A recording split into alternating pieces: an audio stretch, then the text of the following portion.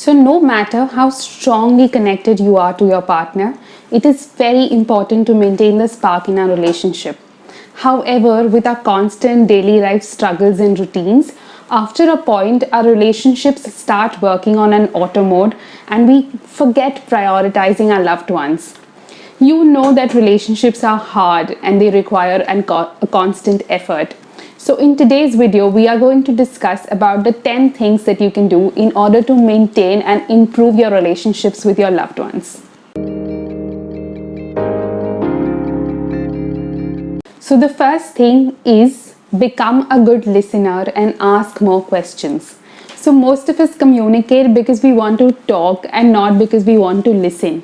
However, it is very important to understand the problems of our partner, what they are trying to communicate, and be a good listener before trying to give our opinions and advices.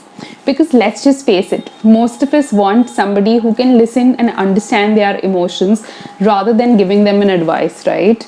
Therefore, if you are unable to understand something your partner is trying to express, ask more questions. Ask them why they feel this, what do they feel about it, and then that will help your partner feel more loved, more appreciated, and they will know that they have somebody who will lend them a ear whenever they require. The next thing is communicate. Now, communication is the key to any relationship. Trust me, nobody would know what you are feeling unless you tell them. No one can read your mind, nor your parents, nor your partner.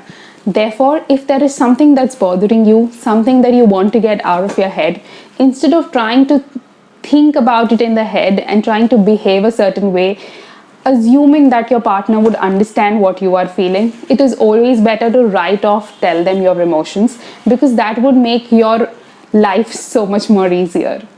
The next thing is setting boundaries. Now, boundaries are essential in every kind of relationships. We need to understand what is it that our partner is comfortable with and what is it that they are not comfortable with. So let me give you an example here. Probably your partner does not feel comfortable when you share your personal issues with a third person, or your partner is not comfortable when you share a particular thing on social media.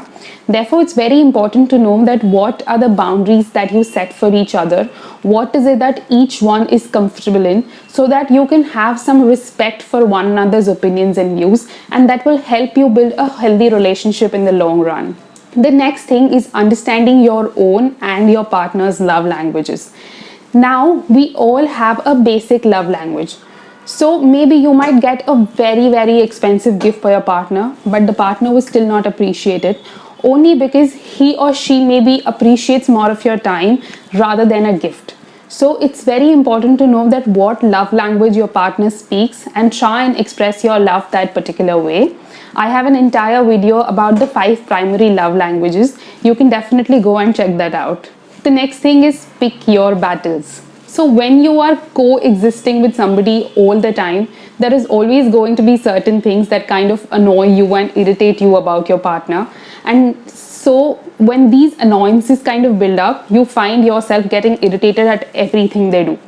So when you are living together, it's very important to know that what are the things that you absolutely cannot tolerate and what is it that it is okay and you can let go, so that you are not arguing with your partner over everything. So for example, your partner just throws the towel right off.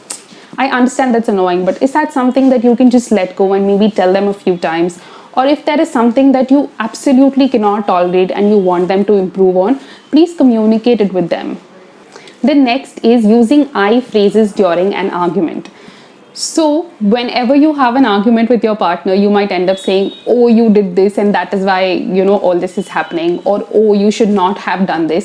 But whenever you use the word you, it makes your partner go in a defensive mode, and then they are thinking what is it that they can say to defend themselves rather than understanding what you are feeling.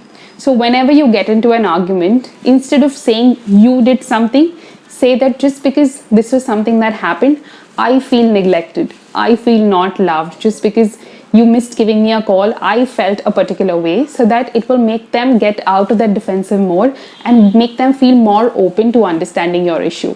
Now, paying attention to small details is the key to any relationship. So small things like saying good morning, oh you look nice today, complimenting your partner genuinely, or saying I love you. It's just a simple phrase can make a world of a difference. But you know that once we get into a daily hustle, we might miss saying these small things, miss doing certain small gestures, such as maybe messaging the person in between a busy day and asking them if they had their lunch or dinner. It's just small things like these that can make a world of a difference in making your relationship better. The next is to take timeouts. So, whenever you are in the middle of an argument with your partner and you feel extremely heated up and you feel that, oh, I might end up saying something right now that might not be very healthy for a relationship, please take a time out. Just tell your partner that you cannot continue talking right now because you don't feel up to it. Give yourself some time to think about that particular issue. Give your partner some time to cool down. And when you both are in a headspace where you feel that you can communicate rather than fight, then get into the conversation of what was the problem and what is it that you can do to address it and avoid it in the future. So that is the best way to improve any relationship.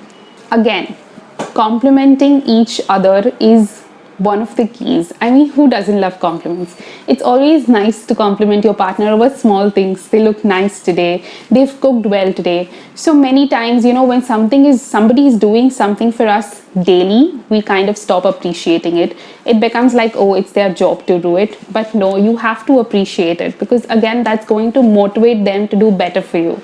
So appreciate your partner for the small little things that they do for you around in the day, and that can really go a long way. And the last thing is honor alone time. Now, just because you guys love each other does not mean you have to stay with each other all of the time.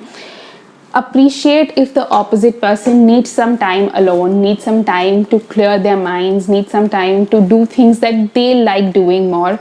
Because again, whenever you are far from each other, it brings you all the more closer. So I hope this video was helpful. And I hope these tips were helpful. If there's anything else that you would like to know, you can always reach out to me. And if you enjoy watching my videos, please subscribe to my channel. And thank you so much for sticking by.